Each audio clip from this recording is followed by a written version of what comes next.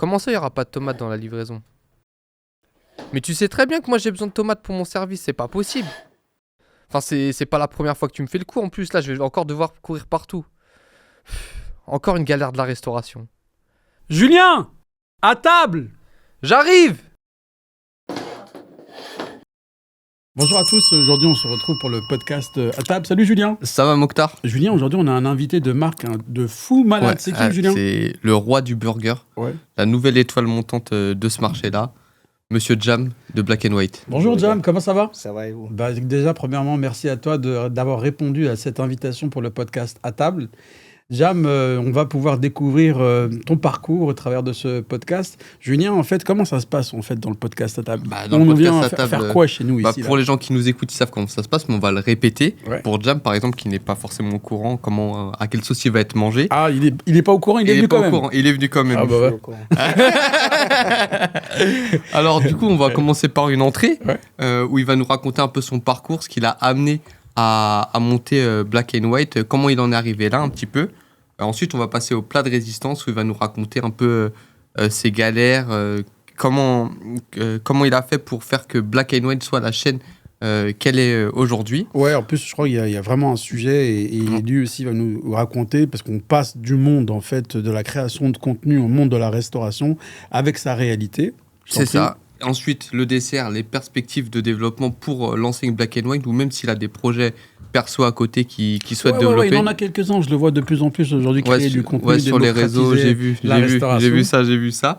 Et enfin, après chaque bon repas, qu'est-ce qu'il y a? Une addition, parce qu'il faut payer ce repas. Et chez À Table, on paye comment l'addition, Mokhtar? Par des conseils. Donc, des conseils avisés de Jam seront d'autant plus importants parce qu'il connaît en fait aujourd'hui les leviers de croissance. Je l'ai vu hier encore au congrès du snacking. Je peux te dire que ça va être du très très lourd. Jam, merci encore d'avoir répondu à cette invitation. Sans plus attendre, on va rentrer, on va mettre les pieds dans le plat. D'abord avec l'entrée. Et donc, tu vas nous parler un petit peu de ton parcours. Comment t'es arrivé en France? Il y a des phrases de toi, en fait, qui sont des punchlines. Je vais d'abord te laisser te présenter et après, je rebondirai là-dessus. Moi, je m'appelle Jamboulat Marzaganov, c'est mon vrai prénom. Des fois, les gens, ils ont du mal à prononcer. Du coup, j'ai raccourci un peu. Du coup, tout le monde m'appelle Jam. Ça fait vraiment combattant de MMA. Donc, déjà, franchement, le prénom veut dire cœur de lion. Cœur de lion. Voilà, comme ça, c'est un petit peu une petite précision. Ça fait peur aux gens. Des fois, les gens me disaient avec ton prénom, etc., tu vas pas réussir et tout. Mais c'est vrai que je le mets en avant aujourd'hui. T'as raison. Parce qu'on s'appelle comme on s'appelle et voilà. Fier de ses origines. Ouais. Et aujourd'hui, en fait, nous, comment je suis arrivé en France? Je suis arrivé en France en 2012. Enfin, au début de 2012. Je passais mon parcours, on peut dire, au début d'étudiant. Je commençais à faire mes études j'ai appris ma langue pendant 1 an parce que je ne comprenais pas du tout le français. J'ai commencé à apprendre. D'où toi, en fait? De Ingouchi. C'est une république qui se trouve dans la Russie. Okay. Et en fait, je commençais à apprendre la langue et tout. Mon oncle, il m'avait un petit peu forcé à faire des choses sur lesquelles je le remercie parce qu'au début, je me pensais que ça n'allait pas marcher parce que j'étais encore très jeune. Et en fait, lui, il m'a fait un conseil comme quoi je dois aller sur le Bon Coin. Ouais. Je dois voir les objets que je ne vais jamais acheter. Mais juste pour pratiquer la langue, en fait, j'allais voir les personnes pour leur parler et tout. C'est ça, oui, bonjour, vous vendez votre moto? Ça m'intéresse. Et non. Et du coup, en fait, c'était ça, avec les dessins animés, avec les cours de français et tout, je commençais à apprendre. Franchement, c'est une super technique. C'est une super technique. Ouais, c'est une très très bonne technique. En fait, tu veux pratiquer la langue française, va essayer d'acheter des trucs sur le Bon Coin. Bravo. Et au final... Lui, il habitait ici en France? Oui, il habite aussi à Paris. Et en fait, petit à petit, j'ai commencé à apprendre la langue et tout. Et moi, j'étais un peu déterminé. Je voulais étudier dans l'université française. Je voulais étudier à la Sorbonne. C'était un petit peu mon objectif. Ok. Et du coup, je tapais un peu partout les portes et tout. Je ne savais pas du tout comment ça marchait. En fait, je ne connaissais pas le Parcoursup, etc., le programme qui était de base. Mais là tu as quel âge à ce moment-là pour qu'on Là, j'avais 18, 19, dans ces eaux-là. Okay. Et en fait, je commençais un peu à taper toutes les portes. J'étais à la pif comme ça. Je rentrais dans l'université, au hall. Je disais, je veux étudier ici. Comment je dois faire? Et du coup, les gens, ils étaient très aimables. Ils m'ont expliqué un petit peu comment ça marchait et tout, parce qu'ils étaient étonnés de mon approche, de la démarche. Ouais. Et du coup, ils m'ont dit, tu dois faire ça, tu dois faire ci, tu dois passer des tests, etc., vu que tu n'as pas de parcours normal d'un étudiant français. Et tu avais un diplôme Ouais, j'avais un diplôme que j'ai fait une équivalence, etc. Okay. En fait, j'ai fait tous ces choses-là. Mais avant tout ça, il me fallait apprendre la langue parce que vraiment, je ne parlais pas un mot français. Tu parlais un peu anglais ou pas du tout? Je parlais bien anglais. Ok. Parce ça aide déjà. Ça aide. Ouais. Je me souviens quand on était enfant, ma mère, il prenait le vocabulaire en anglais et il nous forçait, moi et ma sœur, d'apprendre tous les mots qui commencent par A, qui commencent par B, etc. Et du coup, il faisait toutes les semaines, il faisait la révision. On nous disait, mais ça sert à quoi l'anglais et tout, on ne comprenait pas du tout. Mais c'est vrai que ça a servi à beaucoup de choses. Et c'est surtout, aujourd'hui, aussi, dans le monde de business, c'est indispensable comme langue. Et du coup, petit à petit, je commençais à toquer les portes et tout. Et au final, au bout de 3-6 mois de persévérance, on peut dire, j'étais accepté pas dans un, mais dans 3 universités. Ok. Du coup, j'avais le choix. J'avais le choix. Tu as choisi la Sorbonne ou pas? J'ai choisi la Sorbonne. Je choisi Pierre et Marie Curie et PMC. Et c'est vrai que j'avais la passion toujours pour l'informatique. Et depuis que j'étais petit et tout, mais je ne savais pas du tout que ça allait pas vraiment dans le métier ce que je cherchais, parce que informatique, c'est très large. Moi, j'étais plutôt... Toi, avec ta tête, tu voulais faire hacker, ça se voit direct. Non, tu voulais envoyer des bitcoins en Russie. Pas du tout. Et moi, c'était plutôt faire les sites internet, etc. Vraiment faire du développement pur et dur. Ouais, du code, en fait. Du code, etc. En fait, des applis, peut-être. C'était mon but, en fait. Au début, c'est de créer des applications, parce que j'avais vu... Avant, j'avais créé 2 applications. Quand avant tu avais 19 ans, à quel âge tu avais créé avant? Non, je veux dire, vers 19 ans, quand j'étais aux premières années de la fac, j'ai créé 2 applications. Mais j'ai rien fait, en fait. J'ai pris un code qui était déjà existant. Je commençais à l'apprendre. J'ai recopié. J'ai fait le compte chez Play Store. J'ai fait le compte chez App Store et tout. Et j'ai juste mis les 2 applications. C'était des applications qui prenaient des RSS feed, en fait, c'est des actualités, des flux d'actualités, et les ramassaient colonne par colonne. Ça veut dire qu'en fait, j'avais une seule application dans laquelle tu peux voir toutes les actualités du monde, toutes les actualités de 20 minutes, etc. Tu n'allais pas chercher à te connecter un peu partout. Je centralisais. Et je l'ai téléchargé, cette application, dans le store, et ça a fait un carton tout de suite. Et au bout de 2-3 jours, j'avais des gens qui téléchargeaient. Et en fait, je me suis dit, mais il y a une vraie force, parce qu'avant, à l'époque, il n'y avait pas vraiment de marketing. Et c'est ce que je faisais. J'ai fait ça. Et après, j'ai vu que je pouvais vendre un peu des tutos et tout, parce que les gens cherchaient comment installer le PDF Reader dans son application. Mais les gens, ils ne savaient pas comment le télécharger. Du coup, j'ai fait une application. C'était un test. Je l'ai mis à 1,50 €. Et juste pour voir si les gens ils achètent. Et moi, dans l'application, tu rentres et c'était marqué comment télécharger. Et il n'y avait rien du tout. Et à moi, très grande surprise, le jour même, j'avais 600 téléchargements. Du coup, presque 900 €. En gros, une culture aussi de l'entrepreneur qui commence à naître. C'est-à-dire, en fait, j'avais, quand j'étais même très jeune, à l'époque, quand il n'y avait pas encore des smartphones, du coup, il faut les télécharger, tout ce qui est ringtone, tout ce qui est images sur les téléphones et tout. Il faut un ordinateur, les infrarouges, etc. Moi, ça me passionnait. Et du coup, ce que je faisais tous les voisins et tout, ils venaient me voir, ils me disaient, télécharge-moi cette musique, etc. Ils me donnaient 50 centimes, 1 €, etc. Et quand j'étais trop petit... Mais on en a beaucoup, en fait, dans l'enfance où ils sont passionnés par l'informatique. Mais le traduire, en fait, en activité entrepreneuriale, c'est plutôt rare. Donc toi, en fait, t'avais déjà les 2 piliers, quoi. Une passion, et il faut que ça soit aussi un gagne-pain, quelque part. C'est ça. Et donc, tu fais ces 2 applis, tu étudies à la Sorbonne. Je commençais à étudier à la Sorbonne. Moi, je ne savais pas du tout, en fait, comment ça marchait et tout. Et j'ai compris que aux premières années, c'était très difficile parce que, en fait, vu que j'avais des matières qui n'ont pas été prévues, et du coup, tout ce que j'apprenais avant n'était pas pareil. Oui. Et du coup, bah, en fait, moi, j'étais dans un décalage énorme parce qu'au final, j'étais en train de étudier de mathématiques, etc. C'était plutôt mathématiques qu'il y avait on n'apprenait pas du tout à coder, on apprenait juste parce que c'était des formules, etc. Et en plus de ça, j'étais bon en biologie à l'époque. Et en fait, moi, comme un con, j'ai choisi biologie. Mais j'ai oublié que c'est biologie en français.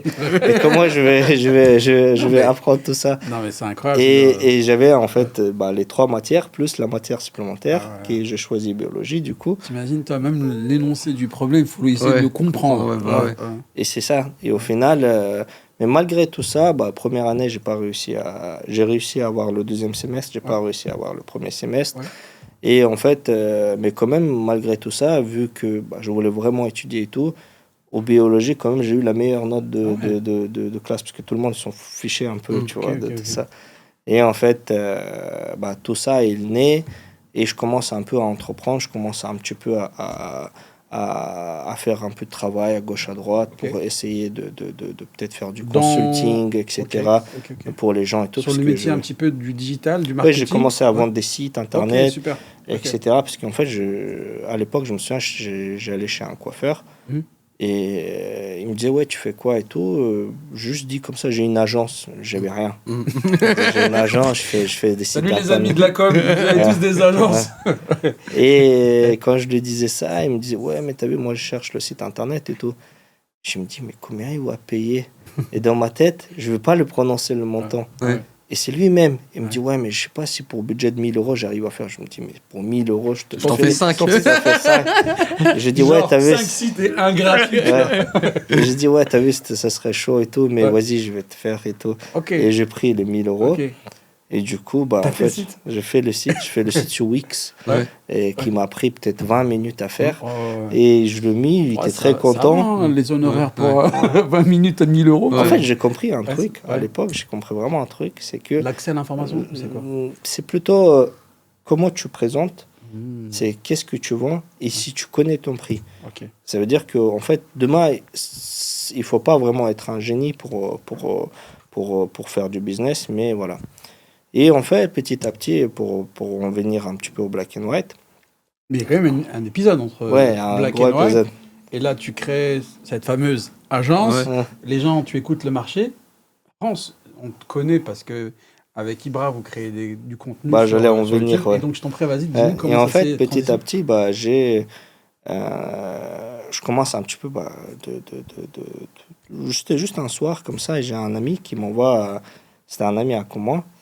Il envoie une vidéo de Ibra, et il rigole, il dit, regarde, il sait pas parler français et tout ça. Genre en mode vraiment rigolant, mais pas méchant. Mais c'était... entre vous pour... entre nous, et c'était vraiment un stacking. C'était vraiment un taquinage. Du coup, il m'envoie ça, je regarde, je capte un truc. J'attends une semaine après, il sort une deuxième vidéo. Ibra. Et du coup, je vois, mais ça casse les codes. Parce que, en fait... quelqu'un qui n'a pas peur, qui fait les trucs, etc., qui casse un peu les codes. En fait, je regarde, je suis et tout. Troisième fois, encore une fois, il sort une vidéo et je vois la régularité et tout. Et je demande son numéro de téléphone à Ibra. Et du coup, je lui envoie un message, je lui dis, écoute, c'est très bien ce que tu fais et tout. Et si jamais, il faut que je t'aide, je suis là. J'ai une agence. Non. Non, mais elle était trop facile. C'est ça. Vas-y. Et en fait, je le vois et tout, première fois. Et il ne fait pas confiance parce que... tu le connais pas vraiment, en fait. Ni moi, ni... On n'a vraiment pas du tout des points en commun, etc. Et il se dit, peut-être c'est comme les autres. Ce qui est bien, c'est que les gens, ils viennent première fois, mais sur la durée, c'était compliqué. Et du coup, je suis venu... Et un jour, il m'appelle, comme ça, je pense qu'il était désespéré. Parce que, je sais pas qui devait le filmer, il l'a pas filmé. Du coup, il m'appelle et il me dit, ouais, Jam, viens, si tu peux m'aider et tout. Je dis, viens. Et je suis allé, ça m'a trop plu, derrière le truc. Et en fait, j'ai commencé déjà à faire le scénario. À faire le scénario. Du coup, c'est toi qui le filmais? Ouais, au début. Ok. Au début, il la faisait lui-même Ouais. avec. En fait, c'était toujours un ami, son frère, etc., Ouais, ouais. qui Il venait fallait le le filmer. capter, il fallait faire le montage aussi, peut-être, non? Bah, c'est lui qui faisait le montage, Ok, c'est lui ok. qui faisait Il tout. avait au juste début. besoin de la captation. Ouais, ça, à ce Il moment-là. avait besoin de quelqu'un qui allait le suivre parce Ok, que tout super. seul, mentalement déjà, c'était compliqué. Ouais. Tu peux pas le faire. Et c'est surtout qu'aujourd'hui, il y a toujours la pression de tout le monde qui disent arrête tes conneries, Ouais. fais le bon travail, Mhm. etc., etc. Ça, vous l'aviez eu, ça? Oui, il y en a eu beaucoup. Et en fait, ce qui Je te s'est laisse passé. terminer cet épisode pour comprendre. Après, on reviendra sur les injonctions de l'entourage. Et en fait, ce qui s'est passé, c'est que petit à petit, bah, je l'ai aidé une fois, 2 fois, et après, on passait des heures et des heures au téléphone. Je commençais à lui dire, écoute, il faut faire ça, il faut faire ci, il faut faire ça.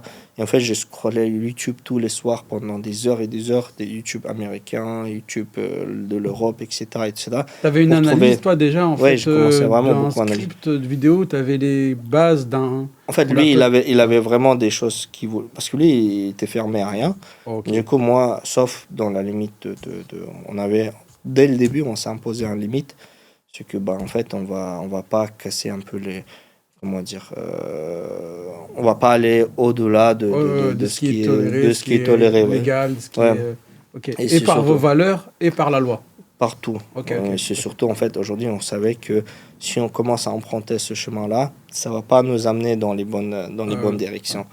Et du coup, bah, petit à petit, je commence à lui dire, écoute, on fait ça, on fait ci. Il a eu des idées, etc. Et on a Sorte, commencé à tourner. Une sorte de direction artistique en binôme, quoi. Oui, c'est ça. Ouais. Et en fait, lui, moi, les matins, j'étais à l'école. En Lui, biologie. ouais. Mhm. Lui, les soirs, tous les soirs, il faisait du hitch. Ok. Et il était le matin, il avait un diplôme, il faisait des entraînements pour les enfants de lutte, Ok. etc. En fait. C'était un professeur de Mm, lutte ok. et moi, et le soir, il était chauffeur Hitch, de ouais. hitch. Ouais, ouais. Et moi, je faisais les matins les trucs. Des vrais bosseurs, en réalité. Ouais. Ouais.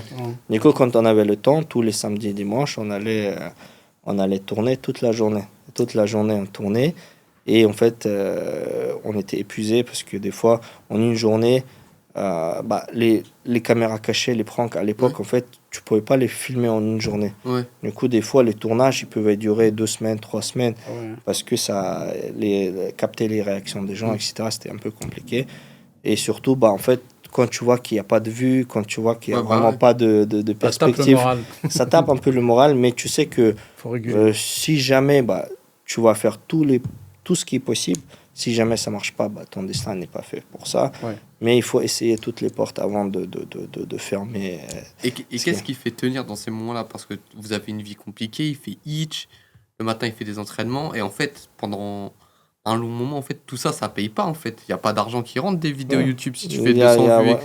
Mais Qu'est-ce qui fait tenir dans ces moments? Qui fait qu'on se dit, là, on lâche rien parce que, même peut-être c'est cette alchimie que tu as avec Ibra, comment ça se fait qu'un mec que tu connais ni Dev ni d'Adam, tu te mets à traîner avec lui, faire des vidéos pendant je sais pas combien de temps, et au début ça marche pas. Qu'est-ce qui fait rester dans le projet à ce moment-là? en fait, c'est la persévérance, déjà. C'est le plus gros clé qui nous réunit. C'est qu'en fait, si on se fixe un objectif, on se fixait, on allait jusqu'au bout. Et c'est vrai que bah, tout ça, ça démotivait un petit peu, mais on n'était pas passionné par l'argent. On ne voyait pas de l'argent. En fait, au début, on ne voyait pas de l'argent. On voulait tout d'abord d'avoir la notoriété. Ok. C'était ça le truc. Et c'est surtout Ibra, pourquoi elle a créé la chaîne YouTube, c'est qu'en fait, il a commencé à faire des castings parce qu'il voulait trop jouer au cinéma. Et en fait, il s'est décidé, il a vu que bah, ça prenait trop de temps. Et du coup, au lieu de faire des castings, il va faire sa chaîne YouTube. Et comme ça, les gens ils vont le capter directement de là-bas. Et du coup, en fait, c'était ça aussi qui motivait beaucoup. Ouais. Et en fait, nous, on a vu que à l'étranger, il y avait des concepts qui marchaient. On devait les reproduire en France.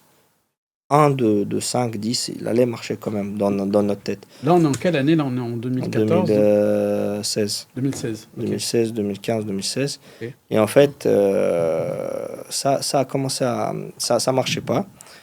Et petit à petit, on a fait la première vidéo avec la michetonneuse, la fameuse vidéo. Et en fait, on l'a eu et on pensait, bah, en fait, tout est réuni. C'est impossible que ça marche pas. Il y a une belle voiture, il y a eu une réaction, etc. Les gens, ils attendent ça, c'est quelque chose qui est nouveau et tout. Et tu dis, en fait, ça coche toutes les cases. Ça coche toutes les cases. Et c'est impossible que ça ne marche pas. Et en fait, on a posté sur YouTube et on avait hâte de s'endormir pour réveiller, avoir le million de vues. C'était ça le rêve en fait. C'était Vous faisiez combien de vues avant à peu près? 3 000, 5 000, ok, 10 000. ok. Et en fait, cette vidéo-là, je me souviens, comme aujourd'hui, on s'est réveillé à 10 000 vues. On s'est dit, oh putain, c'est chaud, vas-y, on arrête parce que c'est On a tout donné. On a tout donné. Surtout qu'on n'avait vraiment pas de moyens à l'époque. Ouais. Et c'était l'argent qu'on empruntait. Ouais. C'était la première caméra, c'était Ibra, il est parti acheter en 10 fois, 15 fois, payé, parce que vraiment, il n'y avait pas de moyens du tout. Et en fait, on a fait tout ça et on a fait le truc et ça ne marchait pas.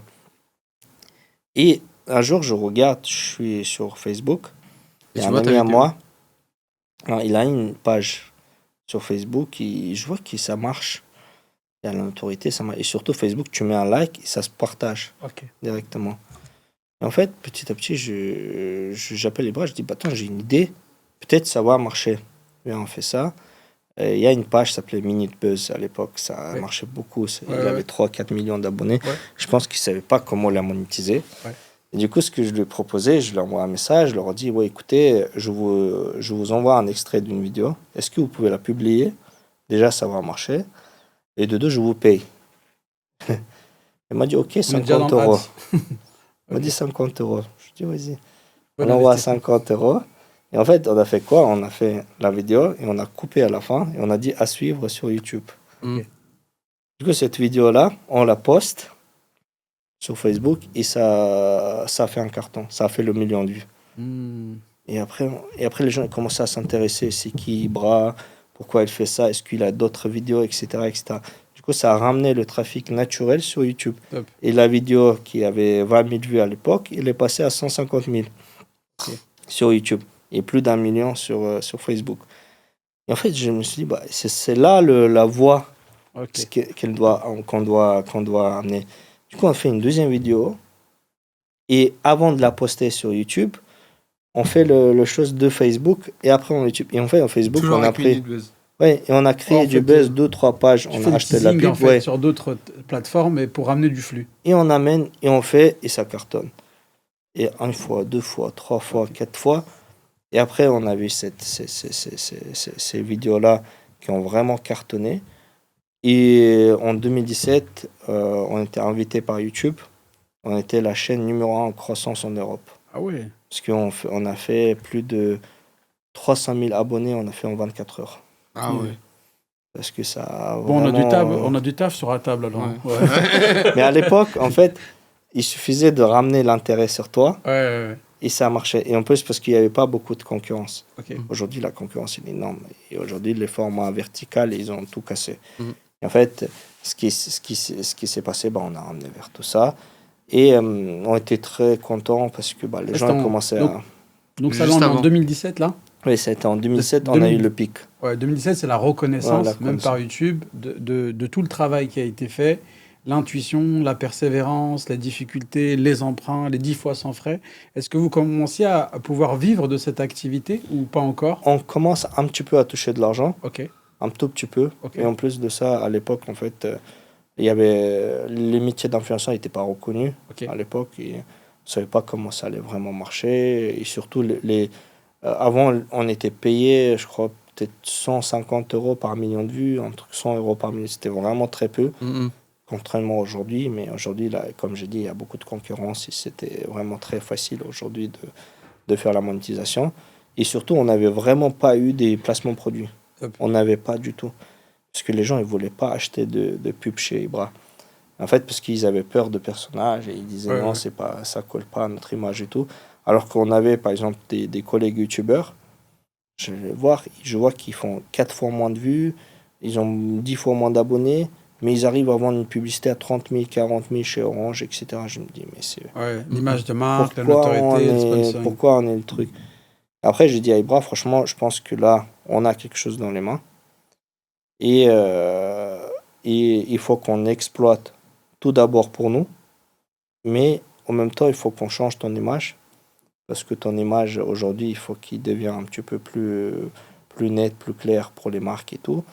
Pour que ils essayent de collaborer avec nous. Et tu m'as dit une fois, à ce moment-là, tu es parti manger chez un ami qui avait un hot tacos. En fait, ce qui s'est passé à l'époque, j'étais à la fac et on sort pour déjeuner. Il y a 3-4 personnes qui viennent me voir et me disent viens, on mange au tacos. Je dis c'est quoi au tacos? Il me dit viens, c'est trop bon, etc. C'est à Bastille. Mais c'est loin Bastille, pourquoi on va aller à Bastille? Je dis non, il faut aller à Bastille. Non, pas à Bastille, Belleville. Il me dit il faut aller à Belleville et tout. Je dis ok. On prend le métro, on fait l'enchangement, on y va. En plus, il faut les monter là-haut et tout. Je vois un magasin, il fait 3 mètres carrés. Genre, t'es dedans, t'es dehors déjà. T'es dedans, t'es dehors. Il y a la musique, à l'époque c'était MHD, en fait. C'était vraiment, c'est lui qui a Afro Trap, il a lancé la première vidéo. Et ils ont mis ça à fond, tous les enceintes, ils crient, tu vois, les gens ils viennent. Et j'ai dit, mais c'est quoi le concept? Je comprends pas trop. Il me dit, ouais, tu choisis ta taille, tu choisis tes viandes, tu choisis ça, tu choisis ça. Je dis, ah ouais, c'est bien. Et, tu vois, c'est vraiment. C'est original. C'est original. Ouais. Et je me dis, mais en plus de ça, c'est pas cher. Ouais. 5 euros, 6 euros, tu manges très très bien. Et en fait, je me souviens, comme aujourd'hui, je prends, je croque, je me dis, mais c'est pas possible, c'est trop bon. Mais je commençais pas à compter si c'était gras ou pas gras, mais c'était très bon. À l'époque, on réfléchissait pas à ça. Pas du tout. Je prends et j'appelle Ibra. Je dis, viens, on goûte, c'est un truc de fou et tout. Il vient du 91, il fait 2 heures de route pour aller à Belleville. MHD, Afro-Trap, blablabla, 3 mètres carrés. Ça, ouais. Je viens, je mange, je dis c'est trop bon et tout. Et en fait, on s'est dit, c'était à l'époque où il y avait encore à Montreuil, ils viennent d'ouvrir le magasin. Ouais. Du coup, j'habitais vers Vincennes. Et lui, il cherchait à la fin des courses qui l'amenait vers Vincennes. Du coup, il me récupérait. On allait chez Otakos, à Montreuil. Et on était en train de parler de stratégie et tout. Et on mangeait toujours là-bas. Et en fait, c'était un truc où tout le monde a commencé à parler. Ce mot franchise, il est sorti. Ouais. Du coup, tout le monde nous a dit, franchement... Et c'est vrai, à l'époque, c'était... Moi, je pense, de 20 dernières années, de l'année 2020, c'est la marque la plus forte que j'ai vue. Et aujourd'hui, c'est un phénomène vraiment qu'ils ont réussi à faire. Et c'est surtout que après avoir fondé Black and White et tout, vu que je commençais à parler à des fondateurs, je vois un petit peu qu'est-ce qui se passe à l'intérieur et tout.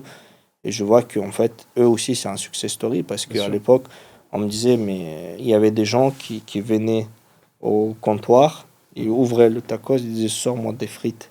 Parce qu'ils ne voulaient pas les frites à l'intérieur. Parce que tout le monde pensait que ça allait marcher, les frites à l'intérieur, etc. Mais le concept, il a tellement été persistant dans ce truc-là que ça a vraiment explosé. Et surtout, il faut comprendre qu'ils étaient les premiers à comprendre qu'une marque, il peut cartonner en marketing, surtout Facebook. Ouais. À l'époque, Facebook, il n'y avait pas de choses dedans. Tu as très bien dit, en 2017-18, ils avaient plus de followers que McDonald's France. Oui, c'est ça. Ouais. Et en plus, en 2018, je pense que c'était le pic.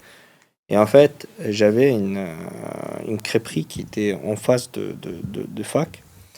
Et c'était un petit peu une anecdote aussi, c'est que quand on a fait la vidéo avec la Ferrari, en fait, quand on a payé l'argent, du coup, je me suis dit, vas-y, je vais tenter le coup, je vais rentrer dans chaque restaurant qui se trouve, parce que j'ai pris le métro, je suis sorti à Notre-Dame, dans chaque restaurant qui se trouve à pied jusqu'à Jussieu. En fait, je rentre dedans et je demande le responsable, je lui demande est-ce qu'il peut acheter une placement de produit et tout, pour qu'on puisse rembourser l'argent. Et du coup, en fait, personne ne m'a dit oui, jusqu'à le magasin, la crêperie qui était en face de fac. En fait, je lui demande, je lui dis, ouais, est-ce que je peux voir le responsable, etc. Je vous mets ça. Et il rentre dans les vestiaires, pas les vestiaires, mais derrière son comptoir. Je pensais, c'est encore une fois non, quoi. Ouais.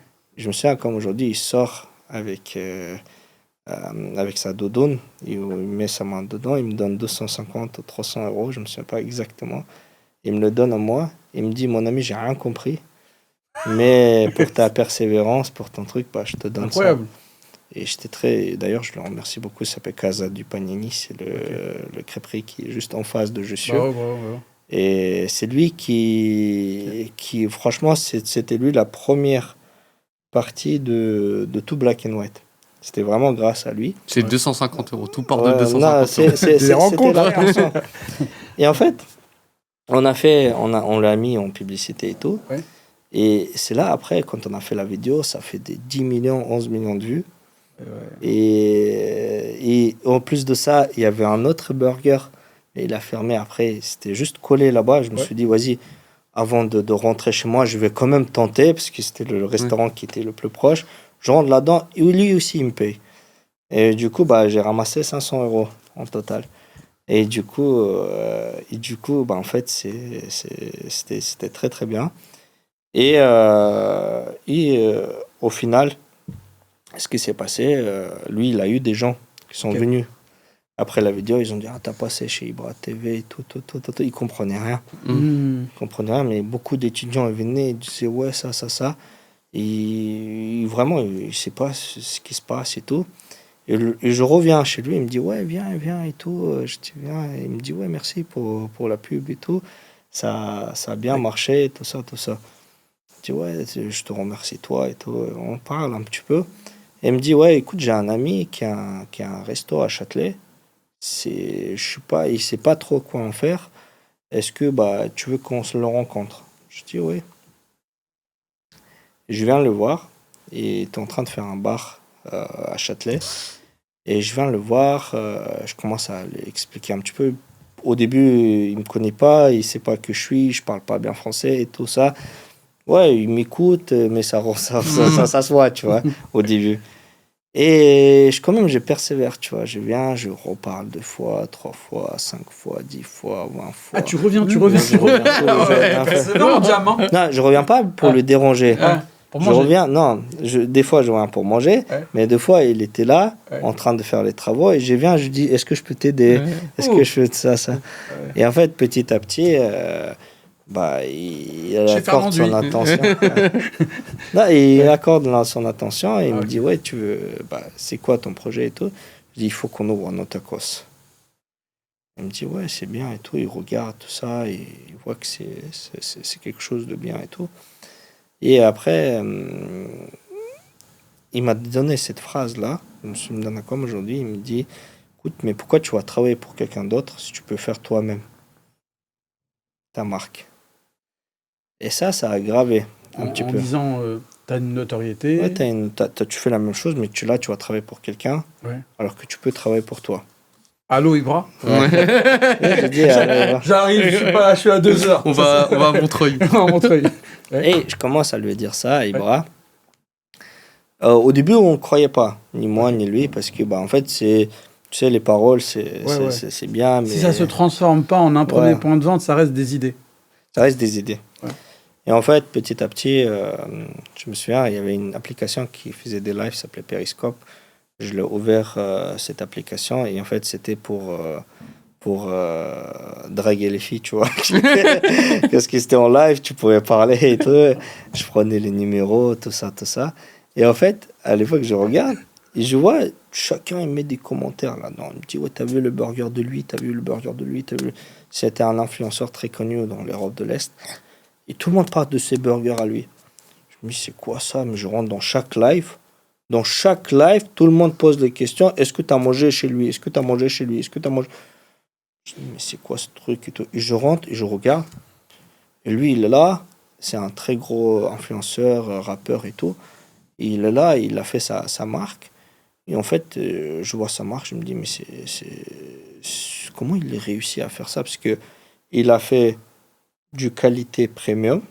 À l'époque, personne ne savait pas c'est quoi Black Angus, c'est quoi le pain frais, etc. En fait, il n'y avait pas du tout de mode de quelque chose de gourmet. Lui, il a fait le gourmet au presque prix des grandes enseignes. Et du coup, il avait la queue, mais genre tout le temps, il y avait 2 heures de queue pour manger chez lui. Tout le monde kiffait. Il a fait des gants pour manger. C'était très Instagrammable, parce qu'à l'époque, il se faisait d'une petite idée, tout le monde partageait. Du coup, il a fait ça. Et premier truc que je fais, je viens voir des gens que je connaissais encore. Je viens les voir, je leur dis, les gars, franchement, parce que j'avais encore un mec qui était franchisé au tacos. Je viens le voir, je dis, ouais, t'as vu, moi j'ai une idée de fou, viens, on se lance et tout. Parce que, en même temps, celui qui était à Châtelet, et je pensais pas qu'il allait m'accorder vraiment l'attention. Ok. Alors que l'autre, il était un peu dans les... Parce qu'il connaissait, parce qu'il était dans Il a au tacos. Il a vu la l'engouement puissance de la Des réseaux restauration, de la restauration, des réseaux sociaux. la tendance de la franchise. Ouais. Et du coup, lui, il était plus à l'aise avec ça. Et du coup, je me suis dit, je vais tenter avec lui. Je vais le voir et tout. Je dis, ouais, écoute, ça. Je lui montre le site, je lui montre le truc. Je dis, franchement, il faut faire ça. T'as vu, ça va cartonner, tout ça. Moi, avec la puissance d'Ibra, on va cartonner, tout ça. Il m'a écouté. Il dit, ok. Et je pars. Et en même temps, j'écris les mails à l'autre enseigne. J'écris sur Instagram, j'écris partout. Je dis, ouais, je veux développer votre marque en France, etc. Je demandais la franchise. Et là, dans 2 jours, le mec à qui je parlais, il m'appelle, il me dit, ouais, est-ce que tu sais parler russe? Je dis, oui, je sais parler russe. Pourquoi tu me poses cette question? Je vais chez lui. Il me dit, ouais, tu peux venir et tout, au bureau et tout. Je viens. Il me montre le site de ce burger. Il me dit, ouais, tu peux me traduire ce qu'il écrit. Je dis, mais c'est quoi ça? Je comprends pas. Je viens de te parler de ça il y a 2 jours. Oui. Il m'a dit, ouais, t'as vu, là, je viens de déposer la marque en France et tout. Comme ça, je vais... quand ils vont venir en France, j'ai déjà la marque et tout. Comme ça, ils seront obligés de partir. Je dis, mais c'était mon idée, c'est moi qui te l'ai dit, etc. Et Mesdames et messieurs, on vient d'assister au monde des requins. Ouais, c'est ça. Et moi, je ne savais pas au début. Et à la fin, ça a passé comme ça. Tu vois, c'était vraiment... Et en plus, il demande de traduire. Et moi, Genre, il nique et après, il dit traduis-moi. Et après, je me dis, mais franchement, c'est fou quand même. Ouais. Et j'ai fait tout ça. Lui, c'est le mec de Châtelet. Non, pas du tout. Non, Lui, c'est un autre gars. Ah. Ouais. Le mec de Châtelet, il ne savait pas. Et désespéré, je rentre voir le mec de Châtelet. Je lui dis, écoute, c'est ça. Viens, on fait le truc et tout. Il m'a dit, écoute, je dis, moi, je ne connais pas du tout dans la restauration. Et je dis, est-ce que tu peux me laisser rentrer dans les cuisines, apprendre un peu, etc. Il m'a dit, oui, avec plaisir. Ouais.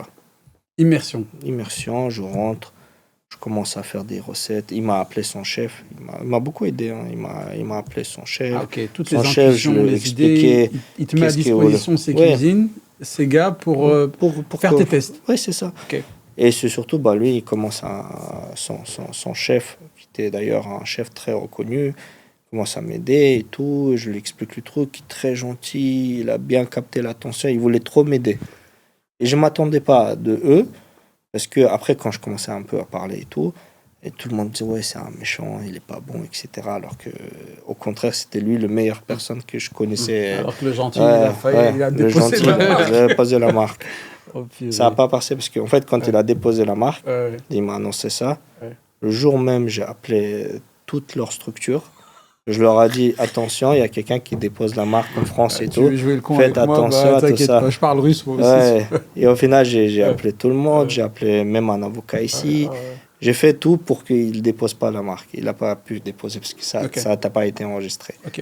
Parce qu'ils ont opposé les autres. Mais c'est normal. Ce qui est normal. Et en fait, petit à petit, on a fait ce truc. Je commençais à faire des recettes, etc. Il m'a beaucoup aidé. Et petit à petit, on a commencé à rentrer dans ce milieu. Et je lui dis, écoute, ton restaurant, viens, on le transforme en nom Black and White. Et tout, on va voir si ça marche et tout. Je pense que ça va marcher. Et tout Mais ça. Black and White, c'est le nom de l'enseigne russe ou rien à voir? Non, c'est nous qui avons inventé. Donc, tu décides en fait De avoir fait les copier un petit peu tout ce qui... Ouais. Pas copier, mais de s'inspirer. Ok, parce qu'il y a 2 ingrédients.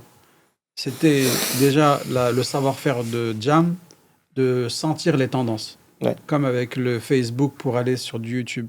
Ce qu'on appelle la mécanique de la réussite, les ingrédients. Tu te dis, tiens, je vais regarder sur cette application-là, qu'est-ce qui est tendance? Le mot burger. À l'époque, on était focus soit sur des burgers bas prix, soit là, c'était le gourmet qui revenait accessible.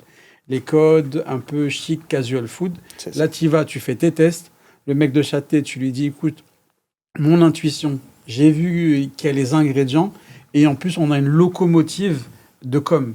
Il y a tous les ingrédients. Si c'est bon, si c'est au bon prix, nous, on a le marketing. Et donc après? Et après, je commence un peu à rentrer dans le vif du sujet. Je commence un peu à vendre ces burgers. C'était un bar avant. Je commence un peu à dire, écoute, moi, je vais juste voir la réaction des gens. Je vais commencer un petit peu à chercher, tu vois. Parce que là, en 2018, là? C'était en fin 2017, Okay. ouais. Et en fait, on a mis un pari avec lui. Je me souviens, c'était le jour de Nouvel An. Il m'a dit, écoute, si tu arrives à faire 3 000 € de chiffre d'affaires, je te laisse transformer le bar, tu fais ce que tu veux avec. Allons, venez tous, quoi. C'est facile pour ça. Non, moi, je voulais que ça soit pour de vrai. Okay. Parce qu'il m'a... Il t'a fait confiance. Il m'a fait confiance. Ouais. Et moi, je le faisais confiance. Okay. Et en fait, je me suis dit, en fait, il faut pas que... Si jamais je triche dans ça, demain, ça va se savoir. Comme je dis toujours, mensonge est enceinte de la vérité, tôt ou tard, il va sortir. Du coup, moi, je voulais vraiment faire le maximum possible, mais c'était vraiment quelque chose de bon et tout. J'ai forcé, je me souviens, les gens ils venaient manger. J'ai fait une petite carte en format A4 et tout, je les ai montrés et tout. Je fais des prix très basses. Est-ce que tu utilisais déjà ta stratégie, ton savoir-faire du digital pour... Non, pas encore. Okay. Parce qu'en fait, le problème, c'est que c'était que sur un jour. Moi, j'ai jamais été dans le monde de la food. Ouais. Je sais pas ce que je sers. Okay. Je sais pas ce qui se passe. J'ai besoin vraiment de savoir. Okay. Et même à l'époque, je me souviens, j'étais embauché au KFC, Burger King et McDonald's. J'ai fait un jour partout pour vraiment apprendre bien ce qui se passe, tu vois. Et en fait, quand on a lancé, le soir de 31, on a réussi à atteindre ce chiffre. Il m'a dit, écoute, je tiens ma parole, fais ce que tu veux. Je commence un peu à changer les trucs et tout. Et je me souviens, comme aujourd'hui, il y a beaucoup de gens qui sont venus le voir. Et devant moi, c'était des vieux, tu vois. C'est compliqué de faire comprendre à quelqu'un que digital, c'est quelque chose, ça va marcher, etc. Parce qu'en plus, 2017, c'était pas encore sauf au tacos. Et en fait, je commence à lui dire, ouais, c'est ça. Et je me souviens, des gens, ils venaient devant moi, mais ça va jamais marcher, cette connerie. Tu as un monte charge qui ne permettra pas de techniquement plus que 100 burgers, tu pourras pas faire. Et moi, dans ma tête, je me souviens, comme il a dit l'autre phrase, je fais 1000 burgers par jour. L'autre, il a dit. Et moi, dans ma tête, c'était un objectif. Je me suis dit 1000 burgers par jour. Moi, je n'avais pas ça dans ma tête. Moi, 1000 burgers, ça fait 10 000 €. 10 000 €, c'est le chiffre d'affaires de McDonald's.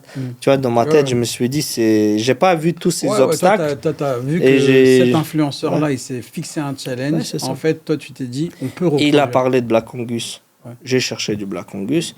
Je me souviens, tous les matins, même lui, Black Angus en halal.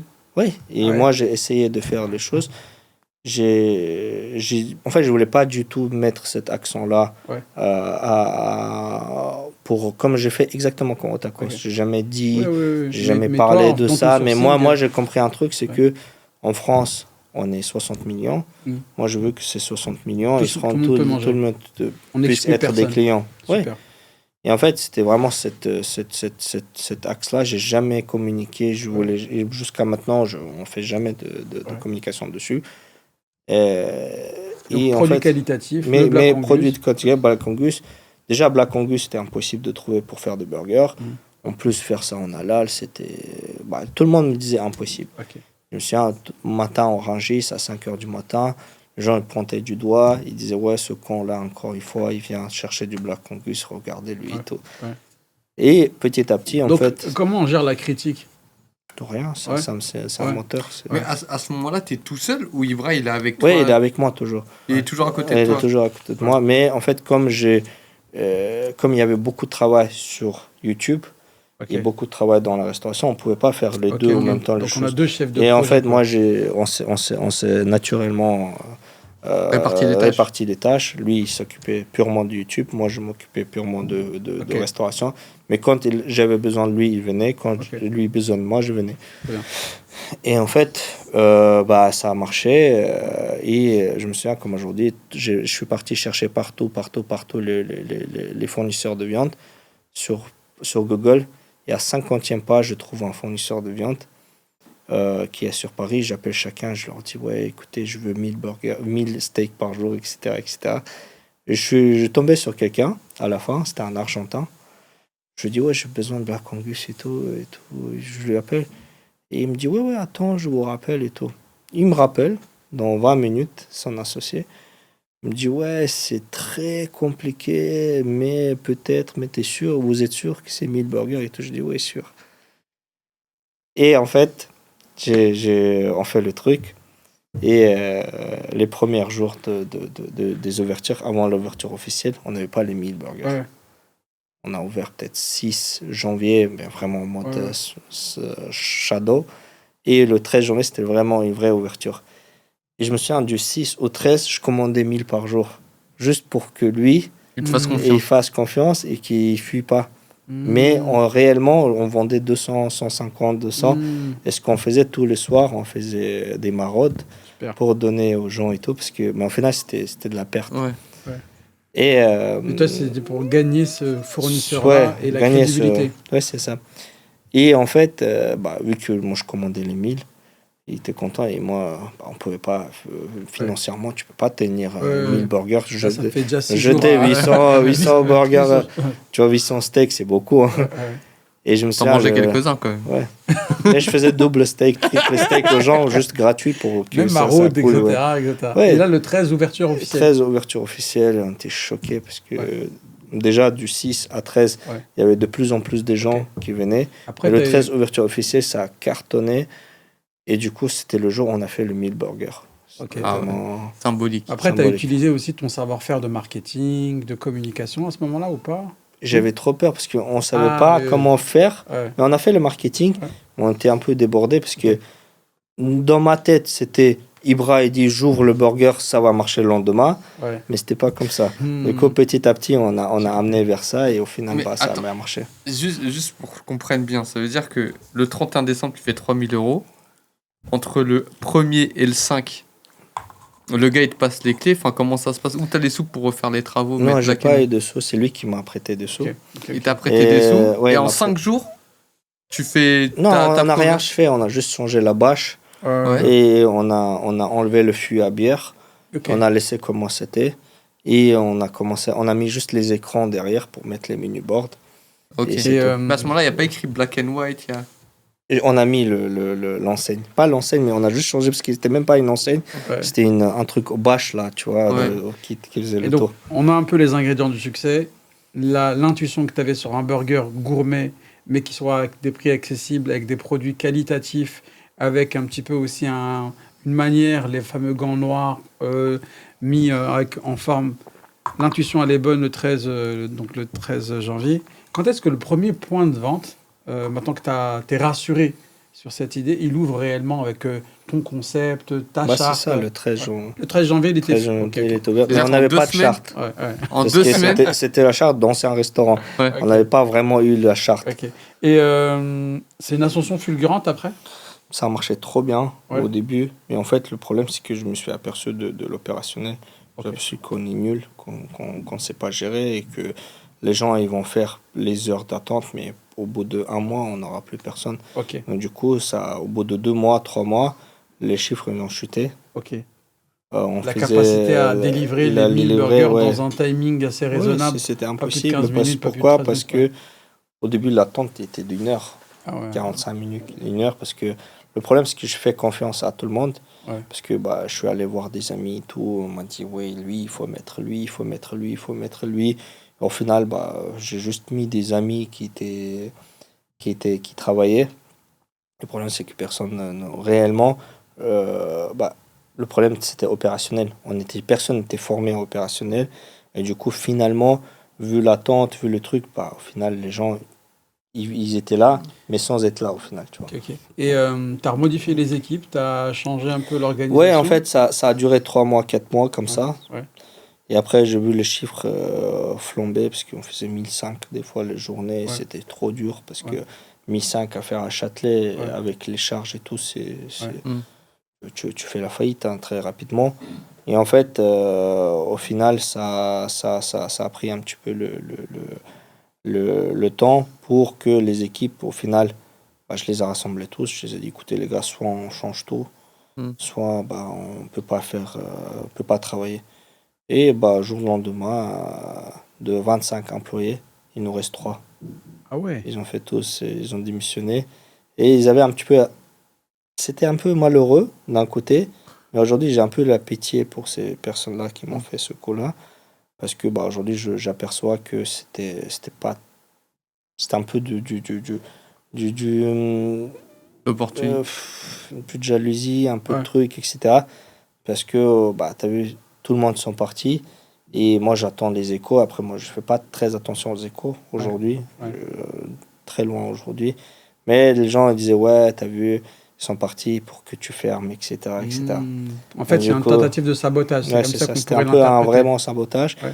Du coup, on restait 3 personnes à gérer un restaurant. À Châtelet, c'est très compliqué. Ok. Ibra, tu remontes une équipe après Ibra faisait la cuisine tout le temps. Ah ouais, pendant... Donc on retrousse les manches, on retrousse les mains, les deux. Ouais. Moi, je fais... Ok. Des fois, il y avait personne qui pour faire le réceptionner la marchandise. Ouais. Du coup, moi, quand on faisait avec Ibra ouverture-fermeture de 9h à 1h, ça a duré 2 mois, 2 bons mois, 3 mois. Attends, je crois qu'il allait dire ouverture-fermeture. Mais vraiment, moi, j'ai T'as dormi dans le resto ou quoi? Oui, j'ai dormi dans le resto. Ah, ça, c'est la Pendant base. 2 mois, j'ai dormi dans le resto. Parce que, en fait, des fois, il y avait des marchandises qui étaient livrées à 5h du matin. Ouais. Tu fermes le restaurant à 1h, 2h. Ouais. Tu as 3 heures. Tu dors dans le restaurant pour se réveiller, pour réceptionner la marchandise et tout. Ouais. C'était un peu ça. Et voilà. Au final, tout ça, ça a forgé. Tout ça, ça a fait un homme. Et que en fait, je remercie toutes les circonstances au final qui m'ont amené vers ça. Parce que sans ça, tu peux pas vraiment réellement être et là, tu avais la bonne résistant. connaissance, on va dire, du côté opérationnel. J'avais rien du tout. Ah, mais après cet épisode-là. Et après cet épisode-là, j'ai compris un truc, c'est que j'ai recruté un chef, un Pakistanais, je crois que c'était un Pakistanais, il parlait pas du tout français. Mais lui, il commençait à me dire, ouais, viens, on bouge ça, on fait ça, on fait ça. Du coup, je commençais à un peu le suivre. On a commencé à bouger les trucs et au final, on voit que le temps d'attente, il a réduit drastiquement. Du coup, on était à 30 minutes en moyenne. On a baissé d'1 heure à 30 minutes.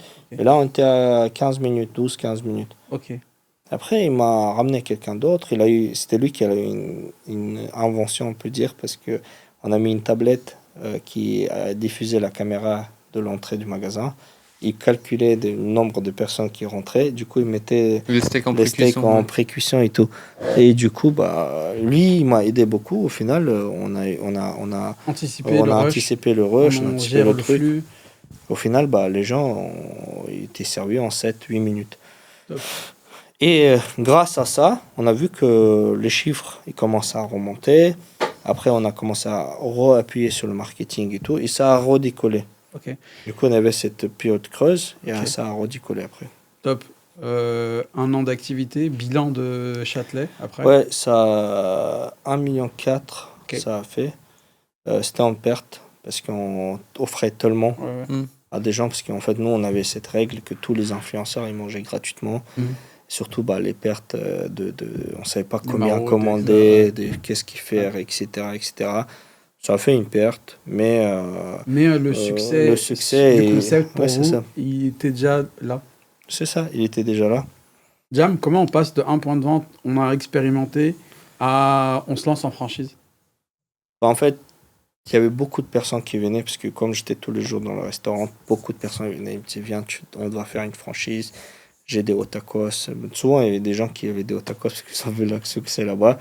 Ils venaient me voir et m'ont dit, ouais, viens, on fait ça, viens. Et en fait, moi, je me suis dit, il faut structurer au début. Tu ne peux pas lancer comme ça. J'ai rencontré Elias Ferrac, l'architecte, qui m'a beaucoup aidé, qui m'a commencé à me mettre les choses sur le table. Il m'a présenté des personnes. Ces personnes-là, ils m'ont présenté des autres. Ça a commencé un petit peu à faire son équipe. Un petit écosystème. Petit peu un écosystème, mais au final, je me souviens comme aujourd'hui, ils m'ont dit, il te faut quelqu'un qui va te mettre la franchise sur le rail.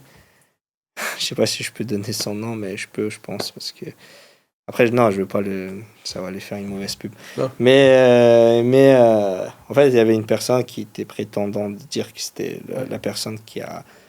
bah, Aujourd'hui, j'ai compris que il y a n'importe qui va participer, mettre une virgule dans le contrat, il va dire c'est moi qui a fait le contrat d'Otakos.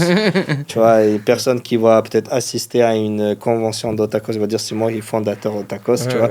Et au final, en fait, cette personne-là, il a dit c'est moi qui a créé la franchise, c'est moi qui a fait les contrats, c'est moi qui a fait tout. En fait, cette personne-là, je me souviens comme aujourd'hui, on est venu voir. Il est venu au Châtelet, après je l'ai posé dans le bureau. Et il y avait moi, il y avait plein d'associés, Youssef, Mansour qui sont venus. C'était la première fois qu'on s'est rencontrés. Et en fait, on est là, tous autour de table. Et en fait, cette personne-là, elle me dit ouais, écoute, je suis passé chez toi, c'est infranchisable. Tu peux pas faire le concept, tu peux pas. Oublie l'idée. Ah, ok, ça ouais, il m'a dit ça devant tout le monde. Et ça m'a motivé. Vraiment. Ça m'a motivé vraiment. Et en fait, petit à petit, je commençais à prendre des personnes qui étaient dans le milieu, qui avaient des grosses connaissances, etc.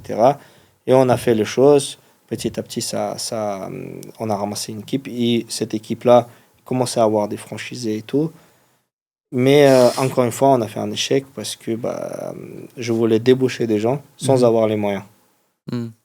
Et du coup, ces personnes-là, ils étaient redébauchés par les anciens employeurs.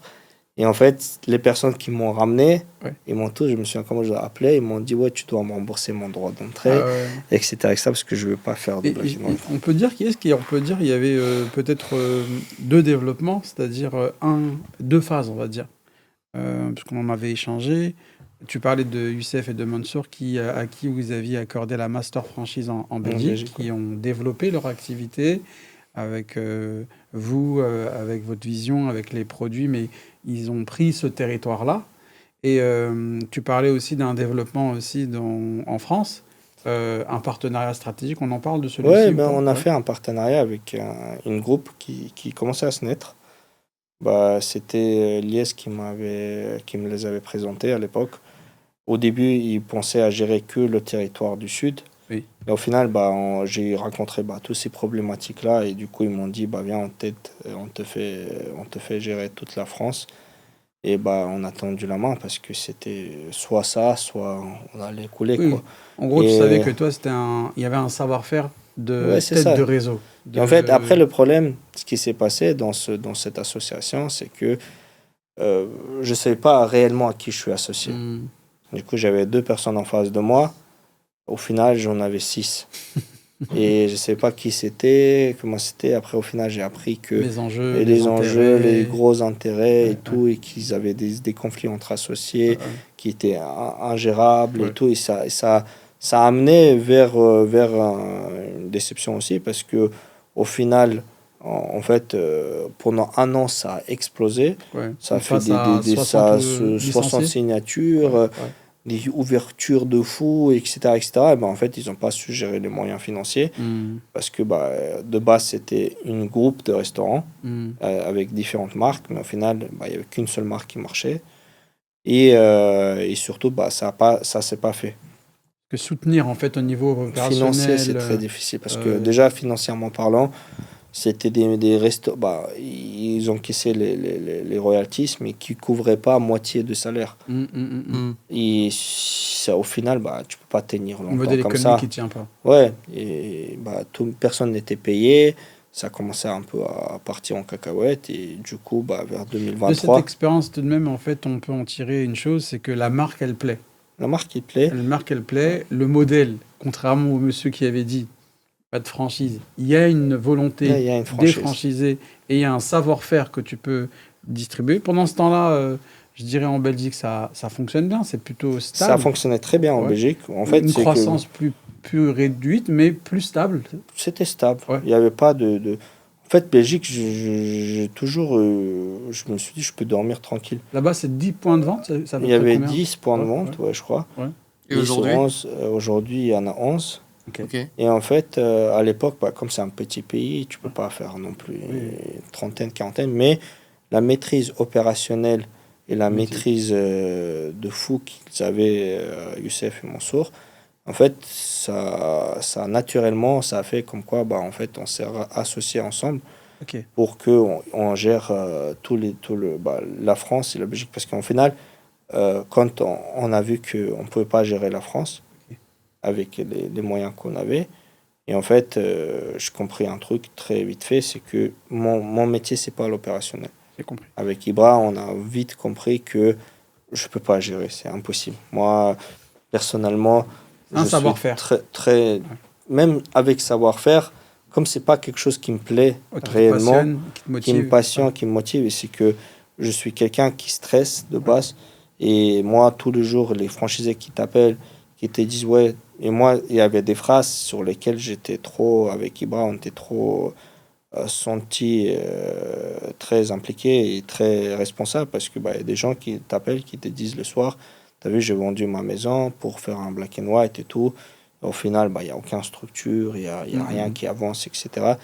Et naturellement, le poids de la responsabilité. Très grosse responsabilité. Et petit à petit, on a compris avec Ibra que il faut que ça ne sert à rien aujourd'hui de prétendre, de dire à des gens, ouais, j'ai fait tout au sol, etc. Parce qu'au final, on ne peut pas être partout, on ne peut pas être bon partout. Et surtout, nous, on sait qu'aujourd'hui, vision, stratégie, marketing, on est bon. Opérationnel, on est nul. Et donc, c'est pour ça que on a fait cette association. Votre partenaire Mansour et Youssef de Belgique, qui avaient, eux, prouvé qu'au niveau opérationnel, ils pouvaient gérer 10 sites et que les chiffres, pour eux aussi, ils étaient bons. Ils étaient plus qu'en France. Ouais, plus qu'en France. Plus qu'en France. Ouais. Et surtout, tous les magasins, ils gagnaient de l'argent. Ouais, et en fait, aujourd'hui, ici, ce qui s'est passé, c'est que en fait, on n'avait pas vraiment la maîtrise de food cost. Ouais. En fait, c'était ça le plus gros problème, c'était qu'aujourd'hui, les restaurants, ils ne gagnaient pas d'argent. Ils ne gagnaient pas vraiment d'argent, et qu'au final, tout s'apprend. Ouais, tout s'apprend, et au final, cette partenariat qu'on a amené ensemble. Et là, c'était depuis quand? 2024 2023. 2023, donc le fin groupe 2023. se restructure. Aujourd'hui, on a compris un truc. Ouais, c'est que si on a le marketing et l'opérationnel ensemble, ça ne peut que marcher. Et en fait, c'est grâce à ça, c'est que grâce au travail de toute l'équipe, et qu'on a commencé à structurer l'équipe à l'époque, et que il y a des personnes qui nous ont soutenus dès le début, que ce soit dans achat, dans marketing, dans partout. En fait, on a compris que c'était hyper difficile, parce qu'en fait, on vient reparler aux franchisés, mais ils n'ont plus d'espoir. Parce que depuis 1 an, personne ne bougeait. Du coup, ça chute. Et la plupart d'eux, ils ont presque la clé sous la porte. La plupart d'eux, ils disent que j'ai un magasin, je fais du chiffre, mais je ne gagne rien. J'en perds. Et moi, je ne sais pas le gérer. Et en fait, cette association-là, cette combo, on peut dire, qui a fait ses preuves, parce qu'en 2024, au final, les chiffres, ils ont remonté. Les magasins, ils commencent à être contents. On a fermé des magasins, c'est vrai, parce qu'en fait, on est allé jusqu'à presque prendre en retour certains magasins. On a placé d'autres personnes pour les racheter, qui ont fait 3 fois 3 fois 4 de chiffre d'affaires, ce qui est fou. C'est-à-dire qu'il y a aussi un gros problème de gestion. Il faut savoir aussi qu'un restaurant, il faut être dedans. Tu peux pas non plus être juste un financier, sauf si tu as vraiment une très bonne équipe et tout. Mais tu ouvres une franchise, ça ne veut pas dire que ça va marcher. Même si tu as ouvert un McDonald's demain, je ne veux pas vraiment pas citer non, mais tu ouvres n'importe quoi, et demain, ça ne marche pas si tu n'es pas dedans. Et si tu es dedans, ça peut que marcher, je pense. En tout cas, eux, ils connaissent la marque depuis les premières heures. Vous avez la maîtrise en fait de ce savoir-faire sur le marketing. Ils ont fait leurs preuves sur la gestion opérationnelle. Ce combo, depuis 2023, il donne l'envie à des franchisés de croire encore une fois à la marque, de développer, même sur les prix que vous avez gagnés, parce que j'avais regardé sur le burger, sur un certain nombre d'actions, sur les chiffres d'affaires des points de vente. Il y a beaucoup de voyants maintenant qui sont au vert, qui sont prometteurs pour aller on continue le développement. C'est quoi la suite Là, on a eu l'entrée, le plat mélangé. Il faut qu'on passe au dessert quand même. Bah, non, vraiment, le dessert, on peut dire. Aujourd'hui, quand on a repris dans les mains tout, c'est vrai que pendant 1 an, on s'est dit, on va rien ouvrir. Ok. On va rien Stabiliser. ouvrir, on va stabiliser, on va parler à chacun de nos partenaires. J'aime pas les appeler franchisés parce Ouais, qu'au ouais. final, Les comme partenaires, c'est t'as nos raison. partenaires. Ouais. Et en fait, on a rencontré toutes leurs problématiques. On s'est mis un par un. On a pris un véhicule. On a fait tour de France, partir voir chacun d'entre eux. Ils nous ont pas. Ils ont dit ouais, c'est encore du blabla parce que bah ils voyaient que ça matchait pas au début.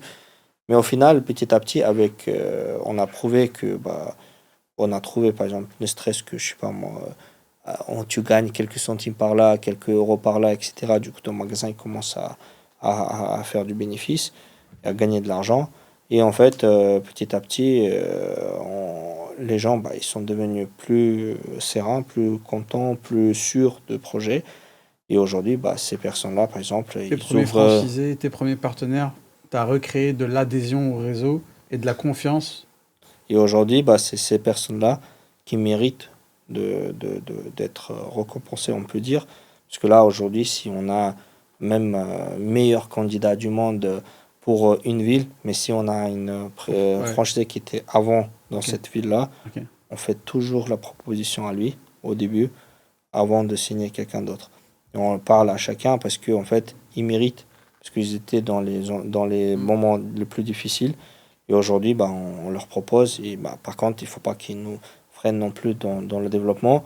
Si là, par exemple, je sais pas, mon magasin, tu as un franchisé n'importe quoi, en ville de Bordeaux, Ouais. on ne peut pas aller voir quelqu'un d'autre si on a Bien sûr. quelqu'un là-bas. C'est la loyauté. Vous C'est avez la compris que loyauté. ce sont des partenaires qui ont été éprouvés dans le temps, qui sont aussi aujourd'hui la base.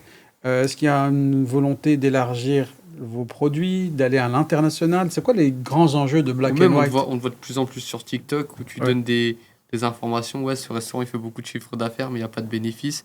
Enfin, c'est quoi un peu les projets? Tu veux le repasser dans la vidéo? Qu'est-ce que Non, tu veux faire? moi j'ai compris quelque chose, c'est que en fait j'ai eu j'ai un petit peu, on peut dire, la légitimité de parler. Et j'avais toujours cette envie avant de créer vraiment de l'influence, mais dans le monde de business. Mais je prenais pas tout ça dans les mains parce que j'avais peur de prendre et lâcher. Mais comme j'ai trouvé quelqu'un qui aujourd'hui bah, qui me suit, qui ont fait les vraies journées de tournage et tout, qui ont fait plusieurs vidéos à la journée et que bah, il alimente mes réseaux et tout. Du coup, en fait, c'était vraiment, je cherchais quelqu'un qui allait m'aider sur ça. Mais c'est vrai que moi, aujourd'hui, le projet numéro 1, c'est Black and White. Et on fait tout pour que ça réussisse, pour que On a stabilisé la France on a maintenant. stabilisé la France. On a Et là, stabilisé la Belgique. on On est commence à... revenu avec de la crédibilité avec les partenaires, c'est bien, on les appelle comme ça. L'étape d'après, C'est international. c'est international. International, mais on a fait quelques tests. Oui. C'est vrai qu'on a fait quelques tests. On a ouvert des magasins, même dans la Belgique, mais dans les zones flamandes. Oui. On a compris qu'en fait, il y a tout un travail à faire. Tu peux pas venir... c'est vrai que le projet, il marche dans les pays francophones. Venir aujourd'hui dans un pays non francophone qui ne connaissent pas ni Ibra, ni la marketing, etc. Et en fait, aujourd'hui, il faut vraiment faire attention quand on rentre. Du coup, on a fait cette erreur au début. C'était un test, on a fait cette erreur. Et aujourd'hui, en fait, nous, on cherche l'international. Au début, pays francophones, Suisse, Maroc, Canada. Et après, on va commencer un peu à développer, attaquer peut-être Angleterre, etc. Mais vraiment dans crescendo. Merci, Ok. merci Jam pour cette vision que tu nous partages sur Black and White. Peut-être on arrive à la fin. À et, l'addition. l'addition, il faut que tu C'était payes, un frère. repas copieux. Ah ouais. Du coup, maintenant, il va falloir payer. Alors, quel conseil tu pourrais donner à tous les entrepreneurs dans la restauration qui nous écoutent aujourd'hui? C'est quoi tu nous en as donné plusieurs. Et peut-être celui qui t'a le plus marqué? C'est la persévérance et honnêteté. C'est les deux choses. En fait, plus vous êtes honnête, essayez pas de mentir, essayez pas de trouver des C'est quoi la phrase que tu as dit? Bah, le mensonge est enceinte de la vérité. C'est une punchline. Ouais, En fait, c'est quelque chose sur lequel, aujourd'hui, faut mieux dire la vérité au début, qu'il ne plaise pas, peut-être surtout à dans les quelqu'un. réseaux de franchise, surtout quand tu partout. prends de l'argent, tu prends une Oui, responsabilité. et aujourd'hui, je vois, en fait, c'est ça le problématique, c'est que malheureusement, quand j'entends des gens parler, être dans leur paradigme, dire ouais, moi, dans un magasin, je fais 15 000 euros par jour, je dis, mais tu peux. Arrêtons de mentir, c'est pas possible. 15 000 euros par jour dans un magasin qui fait. Combien de burgers? Ouais, non, ça fait 1500 burgers, grosso modo. 1500 burgers, pour ça veut sortir, dire. Ouais, c'est l'organisation. Pour le sortir, ça veut dire quoi? Tu fais 2 burgers par minute? Non, tu peux pas. Et constamment, sans arrêt, on continue, tu peux pas. Et au soyez final, honnête avec vos soyez partenaires. honnête, ayez cette persévérance. Et en fait, tôt ou tard, si le destin vous a prescrit, vous allez l'avoir. Déjà, merci encore pour et très tout. Gros point aussi, c'est le respect. Parce que moi, je veux vraiment que les gens ils doivent comprendre les respects et tout. Parce que moi, oui, je suis aussi fier de mes origines, mais je veux être respectueux à la France qui m'a donné beaucoup d'opportunités et tout, vraiment pour... c'est ce que tu me disais, j'ai un passeport, je suis en bonne santé, en fait, tu n'as pas à se plaindre, tu peux tout faire. C'est ça. C'est ta phrase, en fait, on n'a pas à se plaindre, on a toutes les opportunités, on a accès à je sais pas combien de pays, c'est juste dans notre tête, des fois, on se freine. Et moi j'ai une dernière question bonus. Mais c'est j'ai une dernière question. Du coup, pour ceux qui connaissent pas l'enseigne, Black and White, du coup, c'est des burgers qui sont blancs et noirs, avec un pain blanc, un pain noir. Mais qui c'est qui a eu cette idée en fait? Parce que c'est galère au niveau des appros d'aller acheter du pain noir, du pain blanc. Non, en fait, nous, quand on s'est inspiré de l'autre enseigne, ils avaient que des burgers noirs ou que des burgers blancs. Et du coup, j'ai appelé Ibra et je dis, on fait quoi? On fait ça. Il m'a dit non, on fait black and white, on fait noir et blanc. Ça veut dire que vous avez des hauts blancs, des bas noirs, des fois vous avez des hauts blancs. Non, en vrai, c'est ça, c'est un peu aléatoire. Et au début, c'est vrai que, je prends juste 30 secondes, c'est vrai que au début, quand j'ai écouté mes salariés de début, ils disaient c'est impossible de faire noir et blanc. Parce que c'était un peu, il faut les réfléchir plus, etc. Mais à l'époque, Ibra, il est venu dans la cuisine, il a dit pourquoi on ne fait pas noir et blanc? Non, c'est compliqué, il faut couper là-bas, il faut faire ça. Ça, il a pris 2 cagettes, il a mis 2 noirs, 2 blancs là-bas. Il a coupé un pain noir, un pain blanc, il a mis dans le toaster. Il a dit c'est quoi? Black and white. Et au final, les gens, ils nous ont dit oui. Bravo pour ces mots de la fin. Et merci pour la petite question bonus. Jam, on aura grand plaisir de te suivre sur les réseaux, de suivre cette belle enseigne Black and White. Bravo à vous et bon courage et à très très bientôt. À bientôt, Jam. Merci.